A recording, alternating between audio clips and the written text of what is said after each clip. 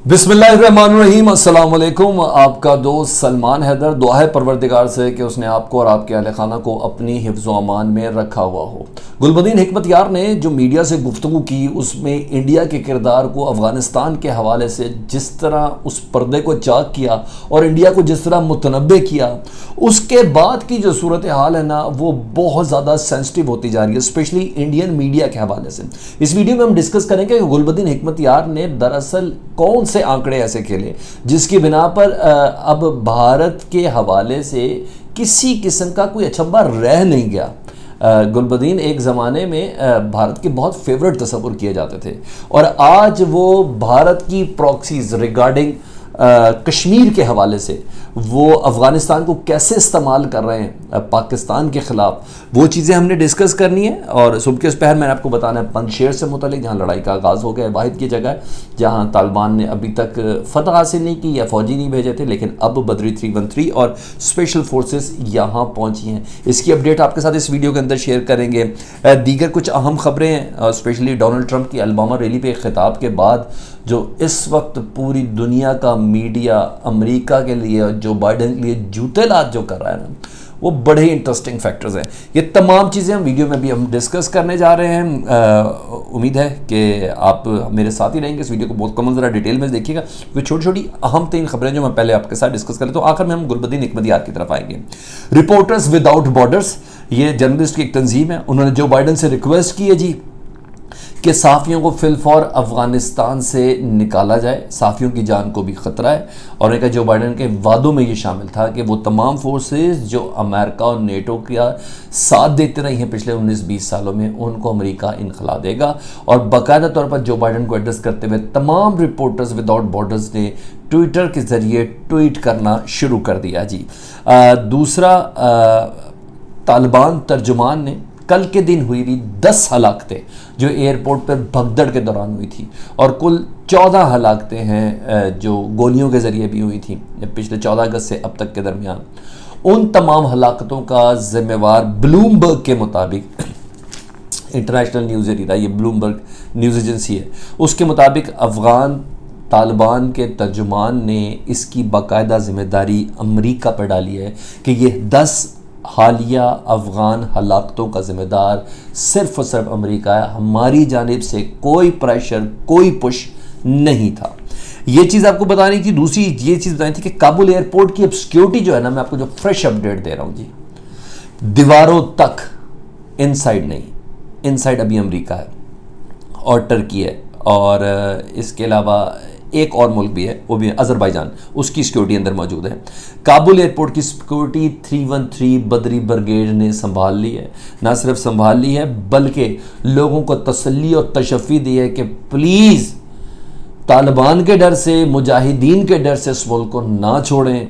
ये मुल्क आपका था, आपका है और आपका रहेगा। किसी किस्म की कोई सख्ती पाबंदी आपके ऊपर नहीं है। मुल्क की फलाह बहबूद को आगे बढ़ाने के लिए, इसकी तरक्की के लिए अपना किरदार अदा करें, ना कि इस मुल्क को छोड़ें। जा बजाय इस तरह के खिताबात बदरी 313 के अहलकार इस वक्त काबुल एयरपोर्ट की सराउंडिंग के अंदर जो हज़ारों की तादाद में लोग मुल्क से बाहर जाना चाहते हैं उनसे खिताब करते हुए ये कह रहे हैं। ये एक चीज़ थी। दूसरा, आपको काबुल एयरपोर्ट और गिरदोनमा में 20 अफराद की हलाकत की तस्दीक की है नेटो ज़राए ने। और 700 स्पॉयलर्स कह रहे हैं कि स्काफ और पगड़ियों की कीमतें बहुत ज़्यादा बढ़ गई हैं। ये चंद घंटों की अपडेट से जो मैंने कहा मैं आपके साथ शेयर करूं। तमाम सूबों से सीमेंट के ब्लॉक्स जो हैं सड़कों के क्लियर कर दिया गया है, जिसके सड़कें ब्लॉक की गई थी सिक्योरिटी पर्पज़ के हवाले से। तालिबान ने कहा कि सिक्योरिटी का कोई इशू नहीं है और कंफर्म किया है नेशनल सिक्योरिटी फोर्स ने, जिसने काबुल की सिक्योरिटी पूरी संभाली हुई है। उन्होंने कहा कि पूरे अफ़गानिस्तान में अब कहीं सीमेंट का कोई ब्लॉक नहीं है, जहाँ है उसकी इतलात हमें दें। अब किसी किस्म की कोई ब्लॉकेज सड़कों की नहीं होगी। अच्छा जी, G7 का मंगल को इजलास होने जा रहा है जी कल, और इस हवाले से जाहिर बात है उधर के जो लोग हैं उन्हें एवैक्यूएट कैसे करना है, फ़ौजियों को एवैक्यूएट कैसे करना है, लेकिन रूस और चीन की शिरकत इसके अंदर बताएगी, साबित करेगी कि इधर आखिर होने क्या जा रहा है।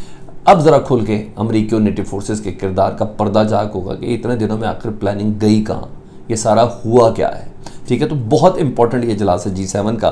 डोनाल्ड ट्रंप की अलबामा रैली में ना बड़ी फौजी शिकस्त को जो तस्लीम किया उन्होंने अमेरिका की, उसके हवाले से इंटरनेशनल मीडिया बहुत ज़्यादा हाईलाइट कर रहा है, क्योंकि जिस वक्त हम आपसे बात कर रहे हैं ना सुबह, इस वक्त प्राइम टाइम है अमेरिका में, तो वहाँ ये चीज़ें जब सामने रखी जाती है ना तो उसके बाद रिएक्शन थोड़ा लेट सामने आता है। तो उसमें मैं ब्लूमबर्ग भी सामने लेके आ रहा हूँ, आपको स्पुतनिक भी सामने लेके आ रहा हूँ, डेली मेल भी सामने लेके आ रहा हूँ, CNN लेके, सब ने डोनाल्ड ट्रंप की स्टेटमेंट को फ्रंट लाइन के ऊपर रखा है कि हाँ वाकई अमेरिका की शिकस्त थी, जिसको वो तस्लीम करने से इनकारी है जी। अब आ जाता हूँ जी मैं गुलबदीन हिकमत यार के ऊपर। गुलबदीन हिकमत यार ने ना कल मीडिया से गुफ्तगू की और उन्होंने कहा कि भारत कश्मीर की जिद्दोजहद का बदला अफगानिस्तान की सरजमीन को इस्तेमाल करते हुए पाकिस्तान के खिलाफ इस्तेमाल करने से बाज रहे। साथ साथ गुलबदीन हिकमत यार ने यह कहा कि भारत के बहुत करीब तस्वुर किए जाते जी। उन्होंने कहा भारत अपने अंदरूनी मामलात पर तवज्जो दे, हमारे मुस्तकबिल की फिक्र छोड़ दे, ऐसा ना हो कि सब्र का दामन हाथ से छूट जाए। ये एक तरफ था। दूसरा, कश्मीर से महबूबा मुफ्ती जो है उन्होंने खिताब में कह दिया कि ज़रा अपने हमसाए की तरफ ध्यान कर लें कि बोरिया बिस्तर गोल करके जा रहे हैं, अभी भी वक्त है। आर्टिकल 370 अभी भी वक्त है, 35A, इन सब को रिवोक कर दें, अदरवाइज़ ये अंजाम जाहिर कर रहा है अफगानिस्तान के मौजूदा हालात कि मकबूजा कश्मीर का अंजाम क्या होगा। खैर उसके ऊपर उनके पास गद्दारी के मुकदमे और पता नहीं कौन कौन से फतवे लगे। बहरहाल ये अहम तरीन चीज़ है कि अब कश्मीर के रहनुमा अफगानिस्तान से मुतल्लिक, तालिबान से मुतल्लिक नत्थी कर रहे हैं मकबूजा कश्मीर के मुस्तकबिल को। ये कोई छोटी बात नहीं है। इससे पहले हल्की हल्की आवाज़ों में बातें हो रही थी कि तालिबान शायद अगला पड़ाव कश्मीर में डालेंगे, मकबूजा कश्मीर में डालेंगे, इसको आज़ाद करवाएंगे और इस जद्दोजहद के अंदर एक नई तेज़ी आएगी। लेकिन महबूबा मुफ्ती साबिक वज़ीर आला के मुंह से ये बातें निकलना ये कोई मामूली चीज़ नहीं है, ये गैर मामूली बयानात हैं। इसके पूरे और बड़े बड़े असरात मुरतब होंगे। दूसरी तरफ गुलबदीन हिकमत यार ने यह कह दिया। आखिर फाइनल जो मेरी खबर मैंने आपके साथ दी थी वो पंजशेर की थी। तालिबान के दर्जनों फौजियों के दस्ते हमवीज़ के साथ, टैंक्स के साथ, भारी बसों, ट्रॉलर्स और ट्विन कैब्स डालों के साथ, बदरी स्पेशल फोर्स के साथ अंदर पंजशेर के अंदर दाखिल हो गई है। ये पंजशेर वो मकाम है जिससे मुतल्लिक है कि यहाँ तालिबान को रेजिस्टेंस मिल सकती है। खैर कोई बहुत बड़ा थ्रेट तो नहीं है, लेकिन इतना मैं आपको बता दूं कि यहाँ तालिबान अपने झंडे लहराने के लिए इस वक्त पहुँच चुके हैं। अभी तक जिस वक्त मैं आपसे बात कर रहा हूँ कोई गोली, कोई रॉकेट, कोई नहीं था, लेकिन इतना मैं बताऊँ तमाम अमरीकी असले से लेस होके तालिबान के बदरी 313 इस वक्त पंजशेर पहुँच गए। मैंने कहा था ये मैं तमाम अपडेट्स आपके साथ शेयर कर दूँ। ये इन्फॉर्मेशन गुज़िश्ता 6 घंटों की है जो अब तक मेरे साथ पहुँची, जो मैं सुबह आपके साथ इस वक्त शेयर कर रहा हूँ 6 बजे। इन्फॉर्मेशन अच्छी लगी तो उसको शेयर जरूर कीजिएगा। इस दुआ के सर के परवरदिगार आने वाला हर घंटा ना सिर्फ अफ़गानिस्तान बल्कि मुसलमानों के लिए बहुत सब्र और तस्कीन का बायस बने, इस दुआ के साथ। अब तक के लिए इतना ही है, और अगर चैनल आपने पहली बार देखना दिल करे तो सब्सक्राइब कर दें, बेल आइकॉन दबा दें और कमेंट्स में मुझे ज़रूर आगे कीजिएगा। अपना ख्याल रखिएगा। अल्लाहुम्मा सल्ली अला मुहम्मदिन व आले मुहम्मद।